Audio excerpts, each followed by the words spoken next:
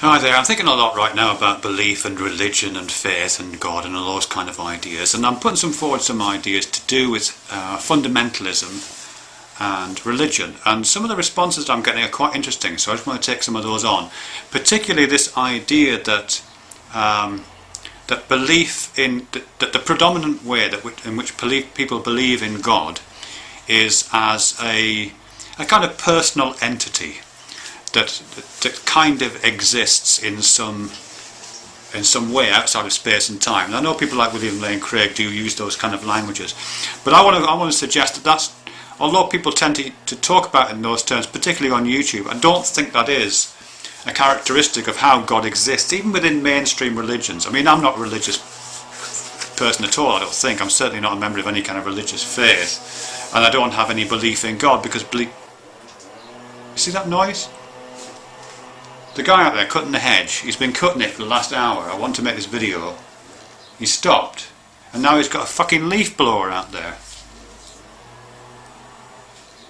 I'll continue. I'll see what happens. I'll continue. Any road up, but it is.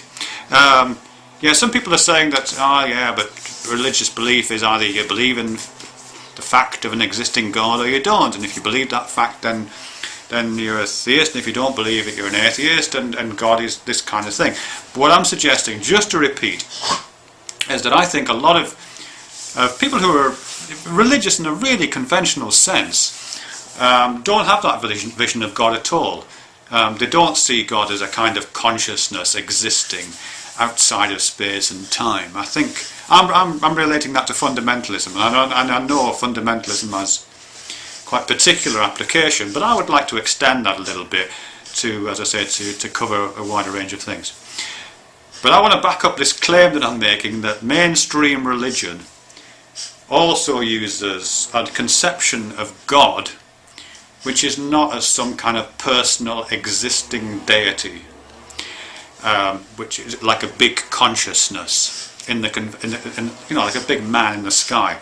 I want to just see if I can support that. And where I'm going from this is the Archbishop of Canterbury, not the current Archbishop of Canterbury, but the previous one, who was Rowan Williams, who stepped down in 2012. And he was on a radio show in 2010 called A History of the World in 100 Objects. It was a great show, kind of history, archaeology show, in which, each week they would look at an object from the past 100,000 years or 40,000 years. So as archaeology right up to kind of craft objects and machine-like objects and art objects. They take an object and then they just kind of discuss it. A couple of experts would discuss it and unpack what it meant about the culture. And this particular one was an object that's 13,000 years old, 2 reindeers carved into a mammoth tusk to look as though they are swimming. Little object, reindeer tusk, mammoth tusk, carved to look like 2 reindeers are swimming in the water. 13,000 years old. Beautiful little object. On there you've got Stephen Mithrin, who's an archaeologist, I think, and you've got Rowan Williams. Is it Rowan Williams or Rowan Williamson? I'm losing track. But either way, you got him discussing the object in addition to the presenter, and they talk about how interesting it is. And Stephen Mithrin's on there, and he's talking about what a significant kind of moment in the evolution of human consciousness this object perhaps can be said to represent. He's talking about the evolution of the brain, how the brain starts to function in terms of its ability to process information and to allow the body to function better. And he's given all the kind of background to evolution, Stephen Mithrin is, to how consciousness works, and how we use, prehistoric man in this case was using representations, using objects to try to understand the world better, to try to gain some kind of purchase on this complex world. So he's coming from that kind of scientific background. And then the presenter turns to Rowan Williams, as I say, the Archbishop of Canterbury. Just a bit of background if you're not sure who the Archbishop of Canterbury is. He's effectively the head of the Anglican Church, one of the largest and most mainstream of Protestant religions, probably in the world. It's a huge faith. It couldn't get much more mainstream than the Church of England, the Anglican denomination, and you can't get much more senior in that faith than the Archbishop of Canterbury. Anyway, he's on this, he's talking about that. They're talking about this object.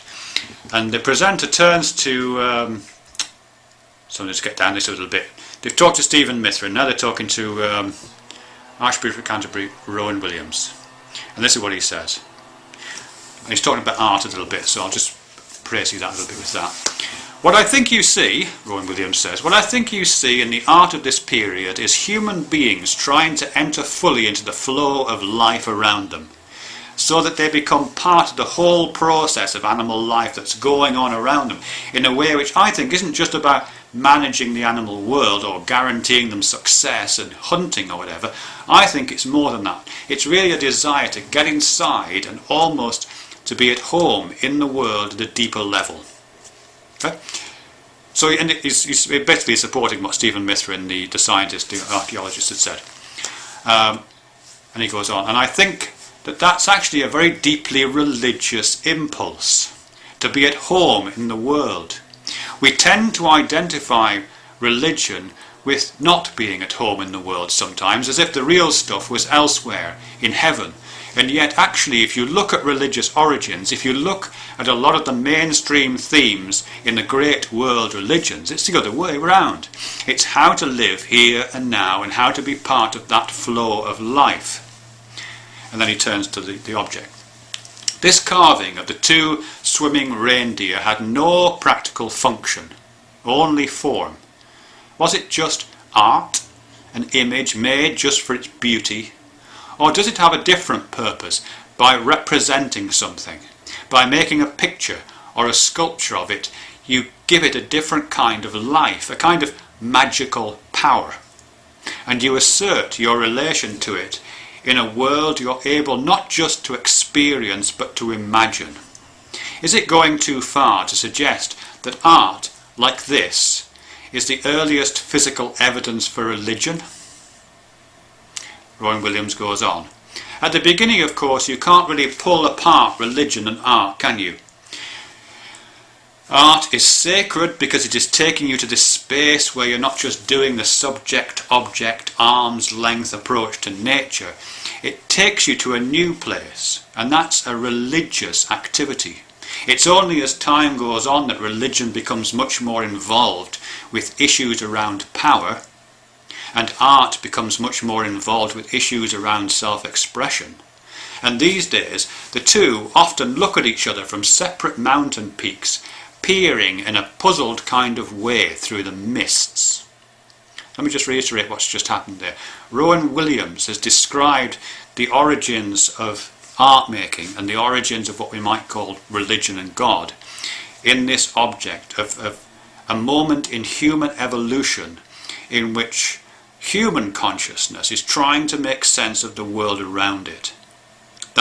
He hasn't described God and religion in terms of belief or as something that comes before that or creates that. He's described it as the name for a moment in the arising of human consciousness.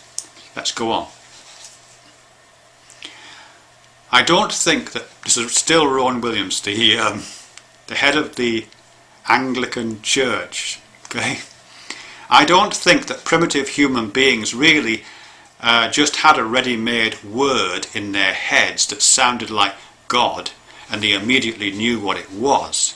They were discovering how to be human in a world that was much more complicated because of their intelligence and because of the new environmental challenges they were working with. And slowly the world, how should I say it, almost reshapes itself. With that, and in your identification with the processes of the world, you begin to understand or intuit what in the Old Testament is called wisdom, a kind of principle of cohesion or cohesiveness underlying it all. And you identify that eventually with the mind of God. So this is Rowan Williams, Archbishop of Canterbury, talking about an identification with the processes of the world, an attempt to understand that, the gaining of that kind of understanding being associated with something called wisdom, deeply tied to the imagination, the production of things like art and poetry and the things that help us to understand the world. Of those processes being about principles of cohesion and cohesiveness, and eventually that process starts to be thought of in terms of the mind of a form of imagination we might call God. Now, nowhere in any of that has this gentleman, Rowan Williams, used the word belief or faith or divine creation. He's argued very carefully for an understanding of God and religion which is not separate from the world, which is outside space and time, which precedes human consciousness, which is a conscious entity somehow separate from human beings. It's completely different. And just to yet one more time, this is the head of the Anglican Church. So nowhere in any of that is this cartoon version of God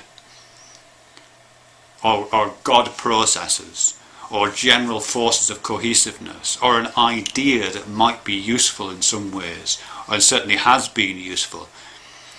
And yes, it might have been caught up with notions of power now, and that's unfortunate. And yes, it might have been separated off from things like aesthetics and the felt sense of connection with the world, which we tend to associate with commodities within art now.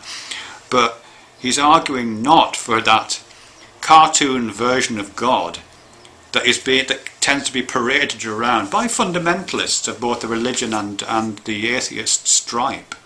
You know, his argument of God, which is firmly within the mainstream, is much more complex and interesting than that. Now, obviously, I'm not a Christian or a religious person of any kind, so I don't really adhere to what he's saying. But I just wanted to put this out there, that the idea that the only way you can do theism is by having this thing called belief, and you have to believe in the truth of a statement, and that statement is to do with the actual existence in some kind of quasi-physical realm of this conscious entity called God that has power of creation over you, and that's the only way to do theism. And if you're a theist, you have to believe exactly that, and if you're an atheist, you have to reject exactly that. That's fundamentalism. That's fundamentalism right there. And it's fundamentalist, and it's extreme fundamentalist, because the mainstream doesn't say that. The mainstream of Christianity, as I hope I've just demonstrated, doesn't really hold that. I mean, I can, if I want other evidence, I'll give you this, for example. This is James Carse, who's a theologian who writes it. This is called The Religious Case Against Belief, where he makes the argument, I've got others here as well, where he makes the case that we are obsessed with belief these days, that what used to be called religion is now called belief, and it's the belief bit that we seem to be obsessed by rather than the religious bit, which leads to all kinds of stupid problems. So yeah, that's that really. Thanks very much for your patience. I'm sorry about the noise, the leaf blower and the hedge cutters, and yeah, thank you very much. Bye.